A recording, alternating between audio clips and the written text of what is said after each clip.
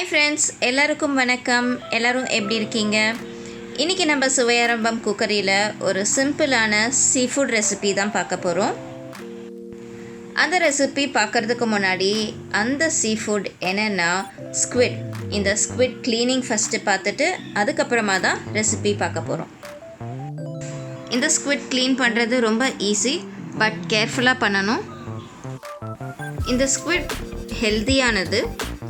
இதில் என்னென்ன ரெசிபீஸ் பண்ணலான்னா கிரேவி பண்ணலாம், ட்ரையான மசாலா பண்ணலாம், ஃப்ரை பண்ணலாம், ஃப்ரைட் ரைஸில் யூஸ் பண்ணலாம். சிங்கப்பூரில் ஃபேமஸான சீ ஃபுட் ஃப்ரைட் ரைஸில் இது அதிகமாக யூஸ் பண்ணுவாங்க. ஓகே ஃப்ரெண்ட்ஸ், இப்போது இந்த ரெசிபியை பார்க்குறதுக்கு முன்னாடி எப்படி இதை க்ளீன் பண்ணுறோன்றதை ஃபஸ்ட்டு பார்த்துடலாம். இப்போ வாங்க க்ளீனிங் ப்ராசஸ்க்கு போகலாம்.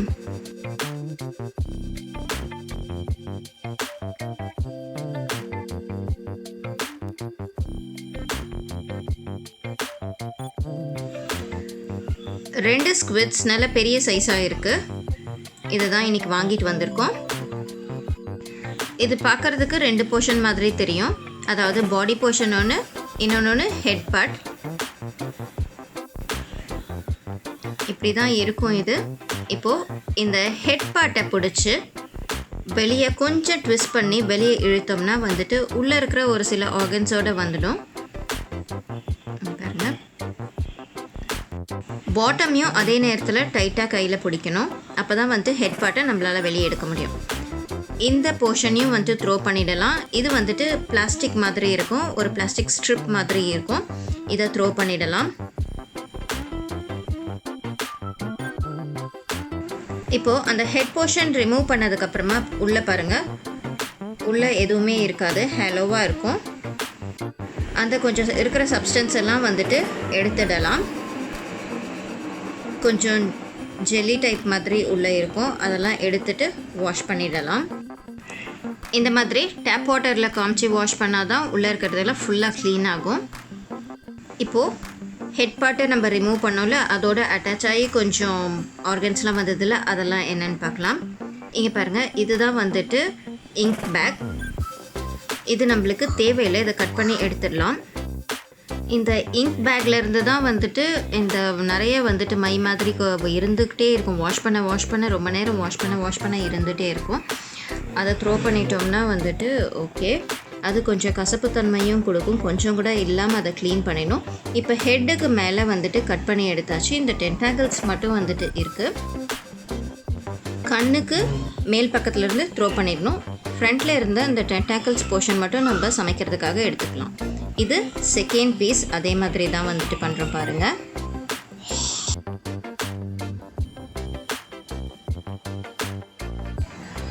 இந்த டென்டாக்கிள்ஸ் கூடவே ரொம்ப லென்த்தியான ஒரு போர்ஷன் வருது. அந்த போர்ஷனில் ஃப்ரண்ட் சைடில் பார்த்தா சின்ன சின்ன பொடி பொடியான ரிங்ஸ் மாதிரி பிளாஸ்டிக் மாதிரி இருக்குது. அதையும் கரெக்டாக பார்த்து ஒரு பீஸ் விடாமல் எடுத்து த்ரோ பண்ணிடணும்.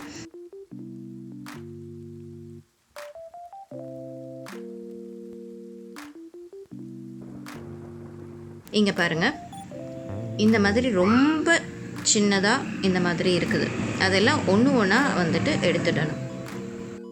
இப்போ அடுத்தது நம்ம அவுட்டர் ஸ்கின்னையும் ரிமூவ் பண்ணி எடுக்கணும். கொஞ்சமாக நகத்தால் கொஞ்சம் கீறணும்னா அதுக்கு வரும். ஃபுல்லாக பிடிச்சி பீல் பண்ணி எடுத்துடலாம். இதே மாதிரி எல்லா ஸ்குவிட்ஸ்க்கும் நம்ம பண்ணி எடுத்துடணும். உள்ளே இருக்கிற ஒயிட் போர்ஷன் மட்டும்தான் குக் பண்ணுறதுக்காக எடுக்க போகிறோம். இந்த அவுட்டர் போர்ஷனை பீல் பண்ணி எடுத்துடலாம். அவுட்டர் போர்ஷன் நம்மளுக்கு தேவைப்படாது, நம்ம த்ரோ பண்ணிடலாம் இந்த அவுட்டர் ஸ்கின். அவ்வளோதான். இதை ஸ்கின்னை ரிமூவ் பண்ணிட்டோம்னா நம்மளோட க்ளீனிங் ப்ராசஸ் முடிஞ்சிடுச்சு. எடுத்து முடிச்சுட்டு டேப் வாட்டரில் நல்லா வாஷ் பண்ணி வச்சிடணும்.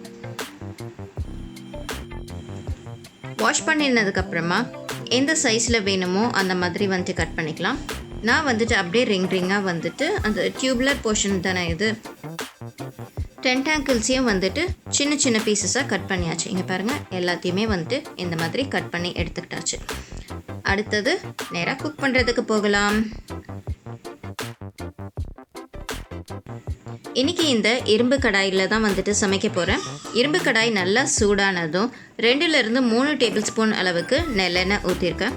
நெல்லெண்ணெயும் நல்லா சூடானதுக்கப்புறமா பட்டை ஒரு துண்டு, கிராம்பு 2, ஸ்டார் அனீஸ் ஒரு பாதி. இது நல்லா பொரிஞ்சு வாசனை வந்ததுக்கப்புறமா 1 டேபிள் ஸ்பூன் அளவுக்கு இஞ்சி பூண்டு பேஸ்ட் டின்சிக்கில் வச்சு நசுக்கி வச்சுருக்கேன்.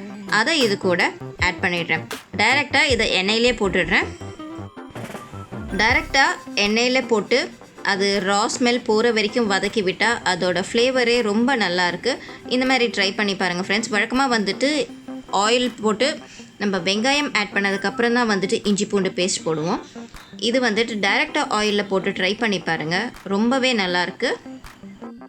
இந்த ரா ஸ்மெல் போகிற வரைக்கும் கொஞ்சம் வதக்கி விட்டுட்டு அதுக்கப்புறமா கட் பண்ணி வச்சுருக்கிற 2 பெரிய சைஸ் ஆனியனை இது கூட ஆட் பண்ணி வதக்க போகிறேன்.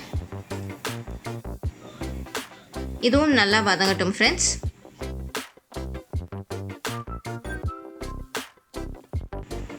இதுக்கு கொஞ்சமாக கருவேப்பிலை ஆட் பண்ணிவிட்டு நல்லா ப்ரௌன் கலராக வர வரைக்கும் வதக்கிக்கிட்டே இருந்தேன். தேவைன்னா வந்துட்டு சால்ட் ஆட் பண்ணிக்கோங்க. சால்ட் ஆட் பண்ணால் வந்துட்டு வெங்காயத்தோட ஃப்ளேவரை என்ஹான்ஸ் பண்ணி கொடுக்கும். அது மட்டும் இல்லாமல் சீக்கிரமாக வதங்கும். அதனால் தேவைப்பட்டால் சால்ட் ஆட் பண்ணிக்கோங்க, ஒரு 1/2 ஸ்பூன் அளவுக்கு.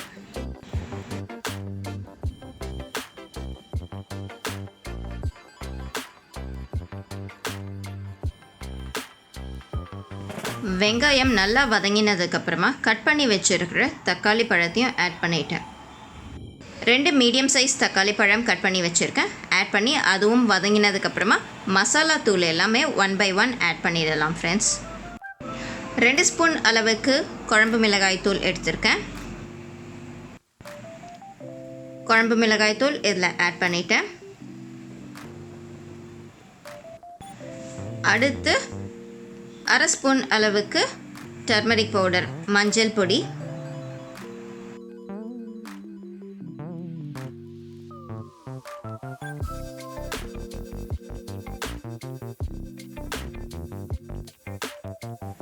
மிளகாய்த்தூள், மஞ்சள் பொடி 2 ஆட் பண்ணி மிக்ஸ் பண்ணி விட்டுடுறேன். மிக்ஸ் பண்ணி விட்டுட்டு அதுக்கப்புறமா 1 ஸ்பூன் அளவுக்கு மல்லித்தூளையும் வந்துட்டு ஆட் பண்ணி நல்லா மிக்ஸ் பண்ணி விட்டுடுறேன். கொஞ்சம் ரா ஸ்மெல் போகிற வரைக்கும் வதங்கட்டும் அப்படின்னு சொல்லிட்டு விட்டுட்டு 1/2 ஆனியன், 1/2 தக்காளி பழம், 2 காஞ்ச மிளகாய். இது வந்துட்டு ஆப்ஷனல் தான் ஃப்ரெண்ட்ஸ். இதை வந்துட்டு பேஸ்ட் பண்ணி எடுத்து வச்சுருக்கேன். ஜஸ்ட் மிக்சியில் போட்டு அடித்து வச்சுருக்கிறேன். இது வந்துட்டு கொஞ்சம் திக்காக வரும். அதுக்காக இது தேவைன்னா ஆட் பண்ணுங்கள், இல்லைனா பரவாயில்லை. இதுதான் அந்த பேஸ்ட். இப்போ இதையும் இந்த மசாலா கூட ஆட் பண்ணி மிக்ஸ் பண்ணதுக்கப்புறமா தேவையான அளவு தண்ணி ஊற்றிக்கிறேன். இதுவே வந்துட்டு குழம்பாக வேணும்னா தண்ணி எக்ஸ்ட்ரா ஆட் பண்ணிக்கலாம். இல்லை கிரேவியாக வேணும்னா கொஞ்சமாக தண்ணி ஆட் பண்ணால் போதும். நான் கிரேவி மாதிரி தான் பண்ண போகிறேன், அதனால் கொஞ்சமாக தண்ணி ஆட் பண்ணியிருக்கேன். இப்போ இதை நான் எல்லாத்தையும் நல்லா மிக்ஸ் பண்ணி விட்டுட்டு கொஞ்சமாக தண்ணி ஊற்றி தேவையான அளவு சால்ட் போட்டு கொதிக்க விடுறேன்.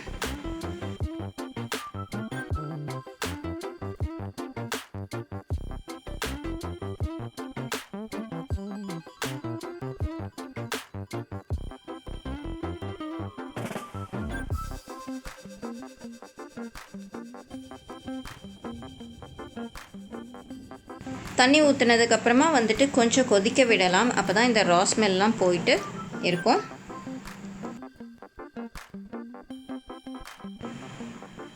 தேவையான அளவு உப்பும் இப்போ சேர்த்துக்கலாம். ஆல்ரெடி வெங்காயம் வதங்கும் போது கொஞ்சம் சால்ட் சேர்த்துருக்கோம். அதனால் வந்துட்டு அதுக்கேற்ற மாதிரி இப்போ சால்ட் பார்த்து சேர்த்துக்கலாம்.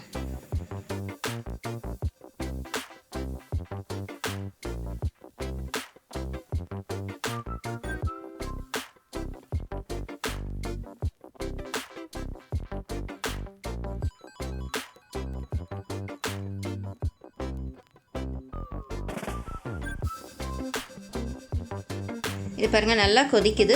இந்த ஸ்டேஜில் கட் பண்ணி வச்சுருக்கிற ஸ்குவிட் பீசஸை இது கூட ஆட் பண்ணிடலாம். ஆட் பண்ணி நல்லா மிக்ஸ் கொடுத்துடலாம். ஒரு 7லேருந்து 10 மினிட்ஸ் வரைக்கும் வந்து கொதிக்கட்டும், நல்லா வெந்துடும். அதுக்கு மேலே விட வேண்டாம், இல்லைனா கொஞ்சம் ஹார்ட் ஆகிடும். அந்த சாஃப்டாக இருக்கிற அந்த டெண்டர்னஸ் இருக்காது.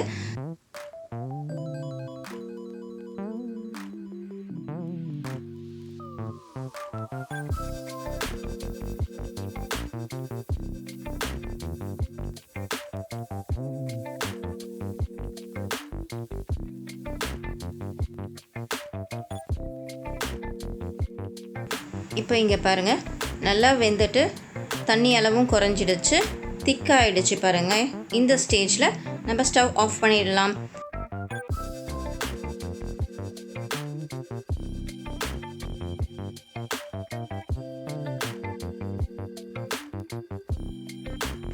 தேவைப்பட்டால் மேலே கொஞ்சம் லெமன் ஜூஸ் ஸ்க்வீஸ் பண்ணி விட்டுக்கலாம், இன்னும் டேஸ்டியாக இருக்கும் ஃப்ரெண்ட்ஸ். இது வரைக்கும் ட்ரை பண்ணலன்னா நீங்கள் ட்ரை பண்ணி பாருங்கள். ஒரு டேஸ்டியான சிம்பிளான ரெசிபி இது. க்ளீன் பண்ணுறதுக்கு மட்டும்தான் கொஞ்சம் ப்ராசஸ் டைம் எடுக்கும், மற்றபடி செய்கிறது ரொம்ப ரொம்ப சுலபம். ஓகே ஃப்ரெண்ட்ஸ், சுவையாரம்பமில் இன்றைக்கி ஒரு சிம்பிளான ரெசிபி பார்த்தீங்க. இந்த ரெசிபியை ட்ரை பண்ணி பாருங்கள். இது வரைக்கும் சுவையாரம்பமாக சப்ஸ்கிரைப் பண்ணாமல் இருந்தீங்கன்னா சப்ஸ்கிரைப் பண்ணிவிட்டு பக்கத்தில் இருக்கிற பெல் பட்டனை கிளிக் பண்ணுங்கள். தேங்க்ஸ் ஃபார் வாட்சிங் திஸ் வீடியோ ஃபுல்லி. நன்றி ஃப்ரெண்ட்ஸ், இன்னொரு வீடியோவில் பார்க்கலாம்.